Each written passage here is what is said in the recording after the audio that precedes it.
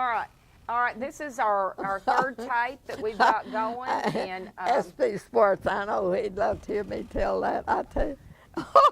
have you told SP that story? I couldn't understand a word Grandpa Swartz said, not one word.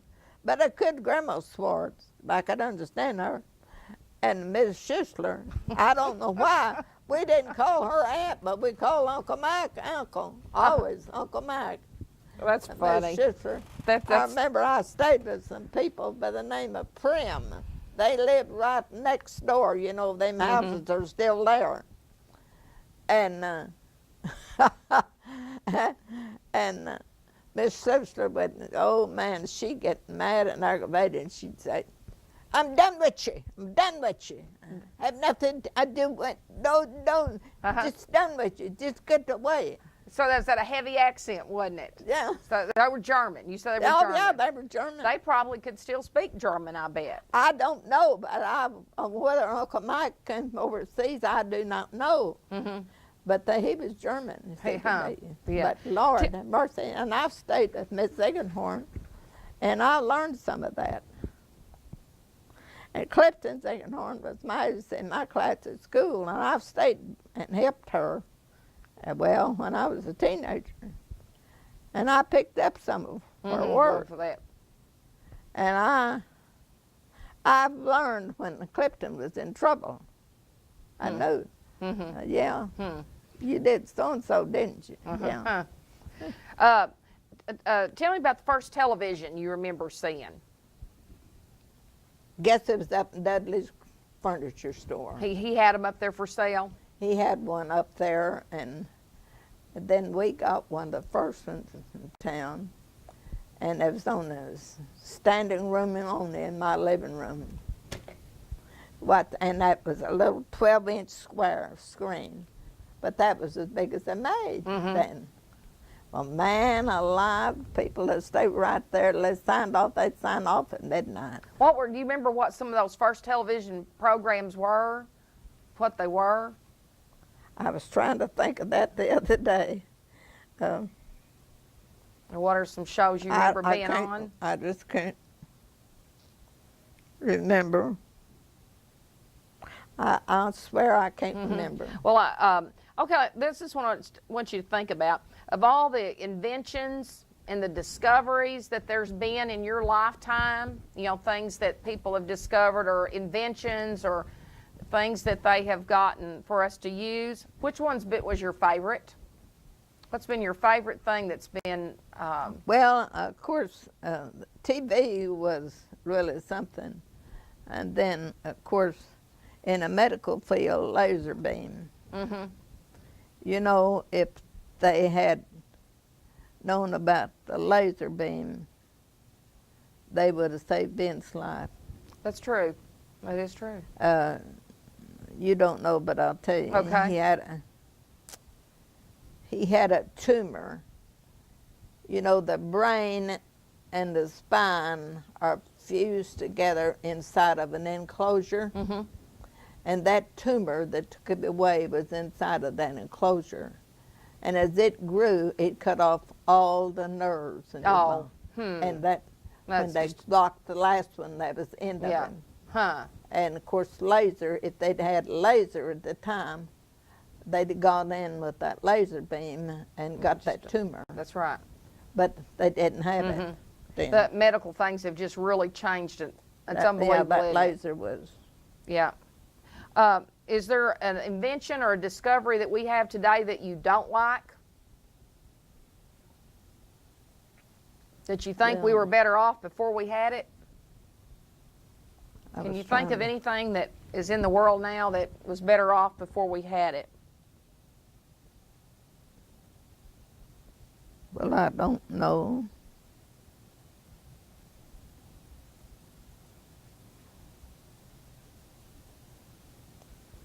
I can't, well, there's a lot of things going on, and when they're misused, it's bad, but... That's true. That is very true.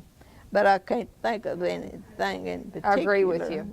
You're exactly right about that. It's just a... Well, you know that, well, in your lifetime, those things going on, they'd been better off they didn't have. That's true. That's absolutely true. And of course, I wonder what the next 50 years will bring. It's scary to even think about it, isn't it? What kids are going to have to think of your grandchildren. Yeah, I don't even want to think about what there could be there. Oh, dear. Yeah, I know. I told you that when I was a kid, I wanted to go to Grandma Head's store, didn't I? Yeah, you did. And because did you say she had a parrot? I wanted to go to Grandma Head's because she had a pop parrot. Yeah. And I could just almost hear that parrot say, Polly wants a cracker. Oh, gosh. Although people don't like to pat themselves on the back, you know, you're not supposed to. You're always told you're not supposed to brag on yourself or stuff like that. But what's something that you've done in your life that you're proud of? What's something you're proud of? Well, I feel proud that when I finished the 10th grade, I went to Harrisburg and took teacher's examination and got my teacher's license when I had only finished the 10th grade. Yeah, that's quite an accomplishment. It's probably because of that math that you were good at. That probably helped you. Oh, Lord. Yeah, that is. Oh, my. I never had to take You did something else too. in math. And I should have been a math teacher, Right. is what I should. But you know, my granddaughter is a math teacher. And that probably should inherited it from you. Paul's oldest girl is a math teacher. And now then I think, I used to have a room full of kids, help them with their math. When my kids were in high school, and being to say, oh, for God's sake, they go to school all day, and here you got to school half the night. And well, I know you have to also be proud of those. You raised three really fine children into adulthood. Oh, dear, I could just see that bunch of kids coming in down there. I'll tell you about the first time I ever saw Bill Griffin. I didn't know Bill Griffin from I was all Fox.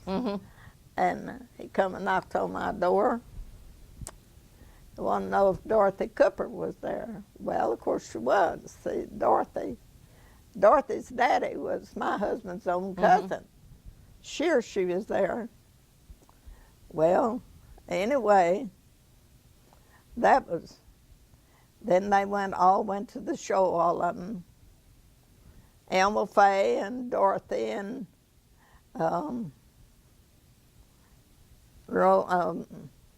Edwin Beale and his sister. Elma Faye was my worst. Paul, they'd drag in the whole neighborhood if they could. Elma Faye'd have 2 or 3 girls staying all night with them. They'd sleep crossways of the bed so they could all sleep. So they could all spend the night, right. All sleep together. I'll never forget Bill Griffin coming down there and knocked on my door one Sunday, Easter Sunday morning. Knocked on my door, and the kids were all in bed. And I had to get up and bend breakfast so he could go to work. And there was Bill Griffin. Where's them girls? I said, where do you think they are? They're in there in the bed. I had to go get them up. So and he said, well, they promised me we'd go to sunrise service. So I said, all right, girls, get up now. You all told Bill Griffin.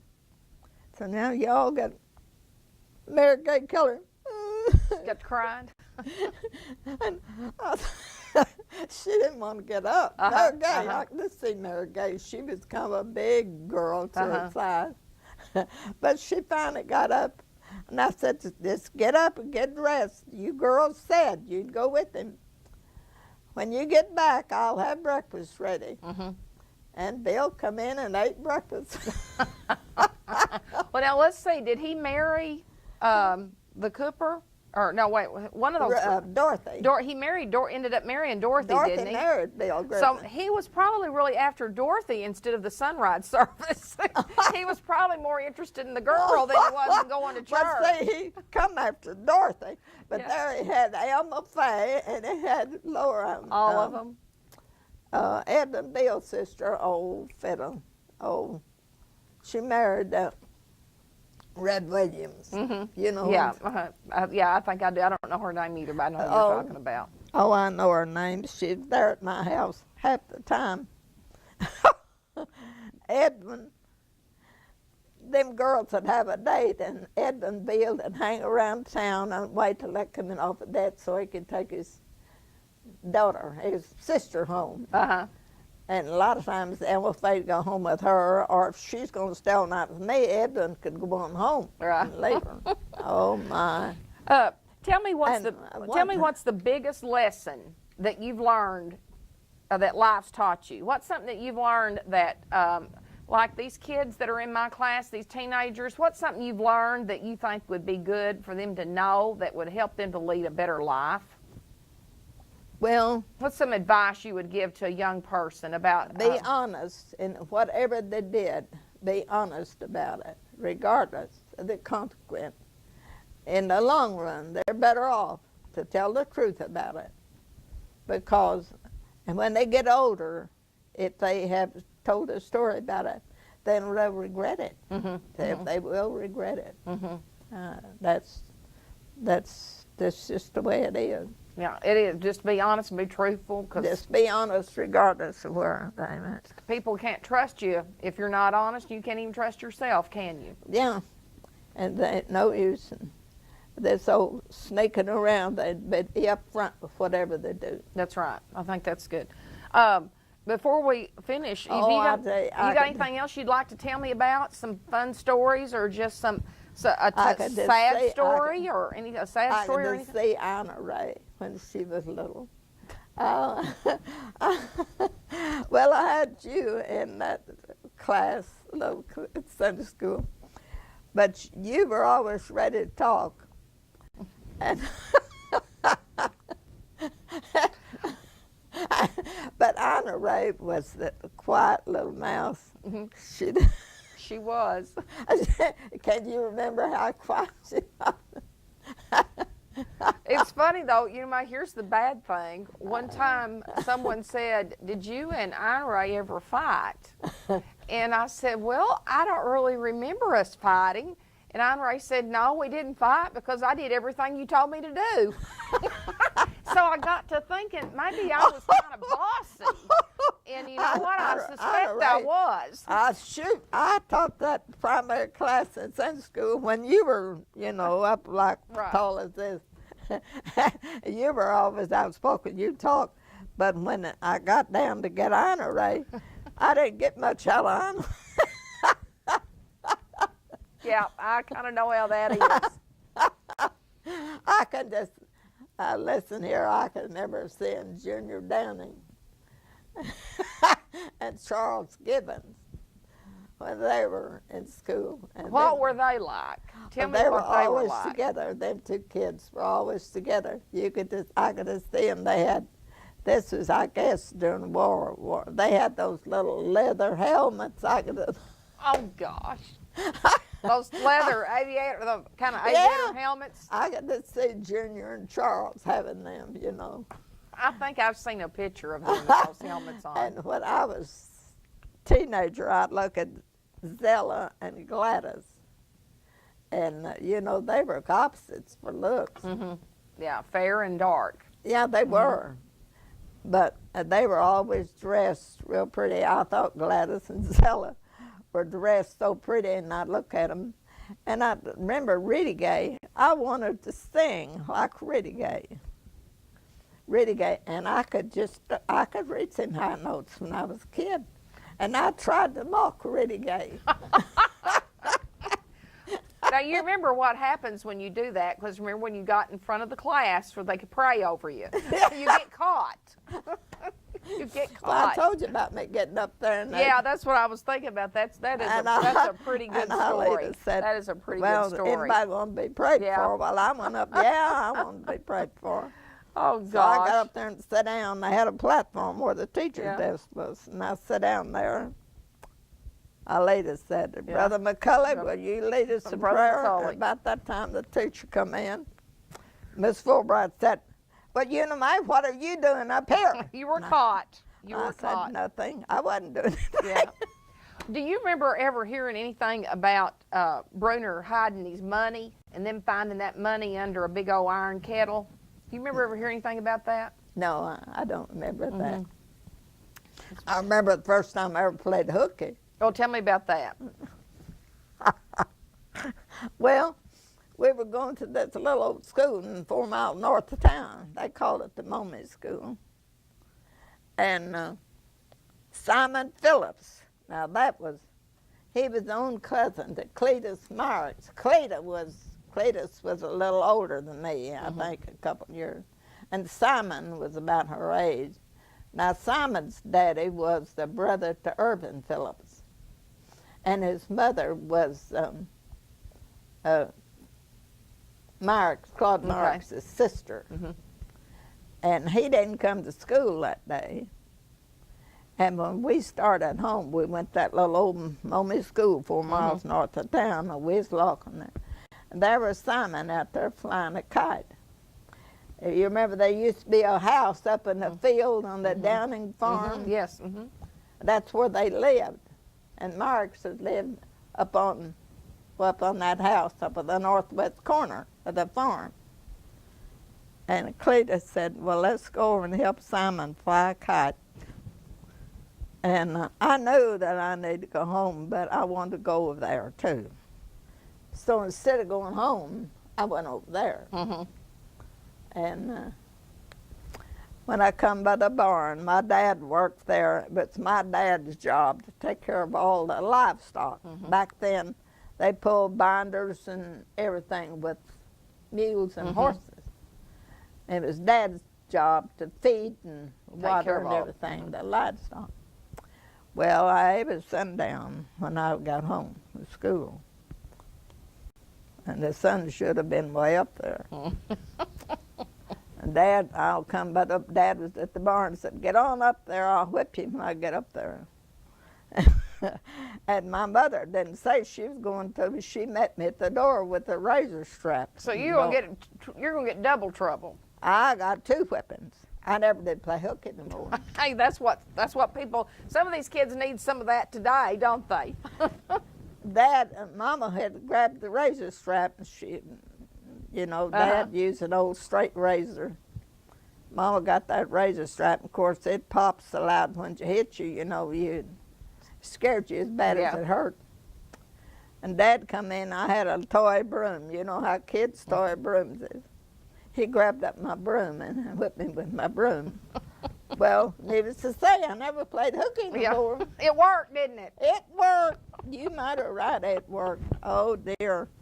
Well, I think what I'm going to do... Cletus had said, let's go over and help Simon fly a kite. And I said, well, I need to go home. And she said, well, I ain't going to like you no more if you don't go with me.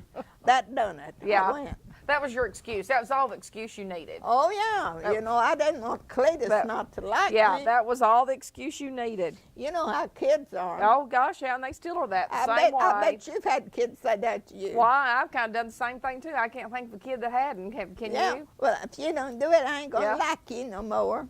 Well, I think what I'm going to do, I'm going to have you look at